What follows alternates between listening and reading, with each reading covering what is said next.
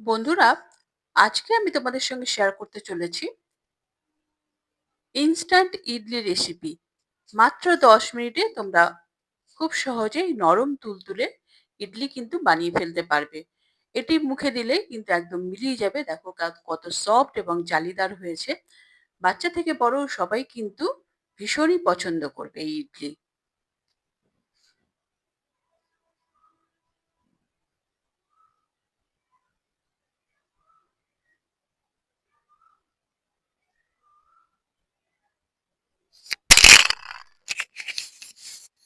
দেখো, এই ইডলি বানানোর জন্য আমি প্রথমে নিয়ে নিয়েছি ১ কাপ সুজি।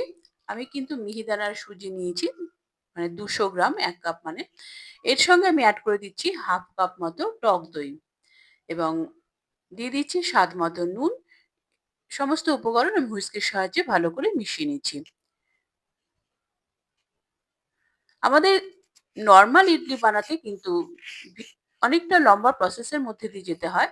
তোমরা যদি এই ইডলিটা ট্রাই করো, তোমরা কিন্তু মাত্র ১০ মিনিটে ভীষণই স্বাস্থ্যকর ইডলি তোমরা বানিয়ে ফেলতে পারবে।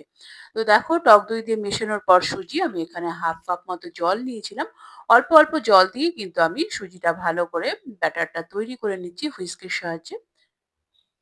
এবং আরো একটু জল আমি এড করলাম। কারণ কি আমার অনেকটা ঘন মনে হচ্ছিল। তো আমার এখানে টোটালি কিন্তু পৌনে ১ কাপ মতো জল লেগেছে টোটাল সুজিটা ব্যাটারটা বানানোর জন্য।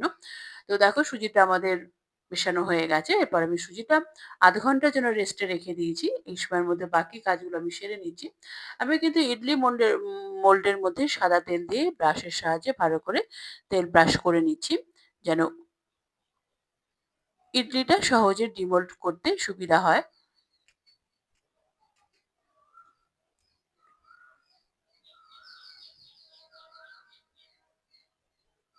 দেখো, আমাদের দুটো ট্রেই কিন্তু আমাদের ইডলি মোল্ডে ব্রাশ করা হয়ে গেছে। এরপর আমি স্টিমারটা বসিয়ে দিচ্ছি ইডলির।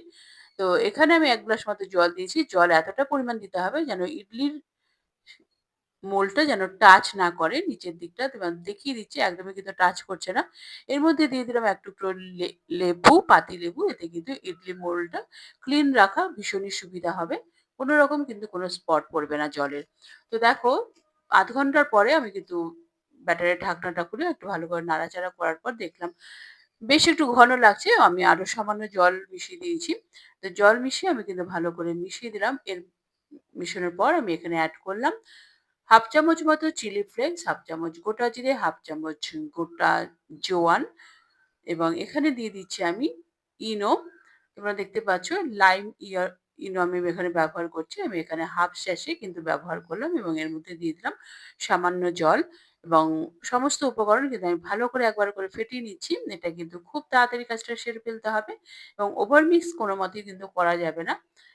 এবং ভালো করে মিশিয়ে দেওয়ার পরেই ব্যাটারের থিকনেসটা তোমরা দেখতেই পাচ্ছ এবং সঙ্গে, সঙ্গেই কিন্তু আমাদের ইডলি মোল্ডের মধ্যে দিয়ে দিতে হবে ব্যাটারটা এবং দেওয়ার পরেই সঙ্গে, সঙ্গে কিন্তু আমাদের স্টিমারে বসিয়ে দিতে হবে। খুব বেশিক্ষণ রেখে দেওয়া যাবে না।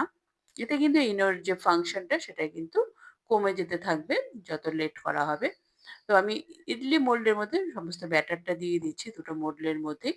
তোমরা রেসিপিটি দেখতে, দেখতে চ্যানেলে যারা নতুন এসছো তারা চ্যানেলটিকে সাবস্ক্রাইব করে বেল আইকনটি প্রেস করে রাখো যেন পরবর্তী নোটিফিকেশন সবার আগে তোমার কাছে পৌঁছায়।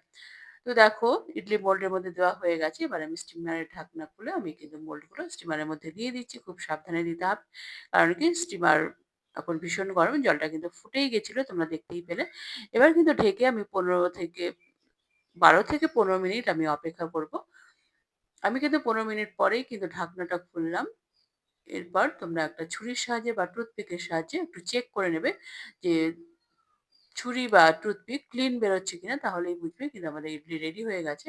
দেখতেই পাচ্ছ ছুরি কিন্তু একদমই ক্লিন বেরিয়েছে। আমি কিন্তু গ্যাসটা অফ করে আমি কিন্তু ইডলি মোল্ড গুলো বার করে নিচ্ছি। এরপর আমাদের ঠান্ডা করে এটাকে ডিমোল্ড করতে হবে। দেখতেই পাচ্ছ কত সহজেই কিন্তু বেরিয়ে আসছে। আমাদের কিন্তু ইডলি রেডি এবং কত নরম তুলতুলে হচ্ছে। দেখো, সঠিক ইডলির এটাই প্রমাণ যে হাত দিয়ে ভালো করে প্রেস করলেও, চেপটে গেলেও ছেড়ে দিলে কিন্তু আবার প্রপার শেপেই ফিরে আসবে। এর থেকেই কিন্তু বোঝা যায় একদম সঠিক ইডলি আমাদের তৈরি হয়েছে। আমি কিন্তু সমস্ত ইডলিগুলো ডিমোল্ড করে ফেলছি। তোমরা যদি রেসিপিটি Facebook পেজ থেকে দেখে থাকো তাহলে কিন্তু পেজটিকে অবশ্যই ফলো করে রাখার অনুরোধ থাকলো।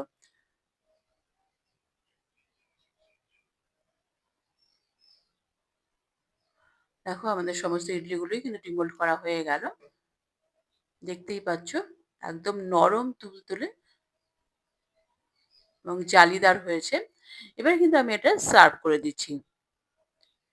গরম, গরম সাম্বারের সঙ্গে তোমরা কিন্তু চাটনির সঙ্গে সার্ভ করতে পারো এবং একটু কারি পাতা দিয়ে আমি ডেকোরেট করে দিলাম। রেসিপিটি ভালো লাগলে লাইক করে দিও এবং তোমার প্রিয়জনদের সঙ্গে প্রচুর, প্রচুর, প্রচুর শেয়ার করো এবং আরো এই ধরনের নিত্য নতুন রেসিপি দেখার জন্য চ্যানেলটির সঙ্গে জুড়ে থাকো।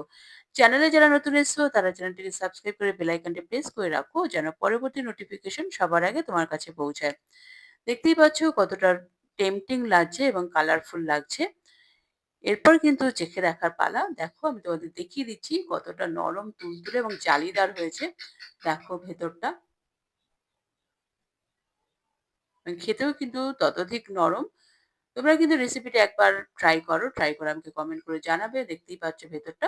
এবার কিন্তু চেখে দেখার পালা। খেতে কিন্তু দুর্দান্ত হয়েছিল। পরবর্তী এপিসোডে দেখা হবে।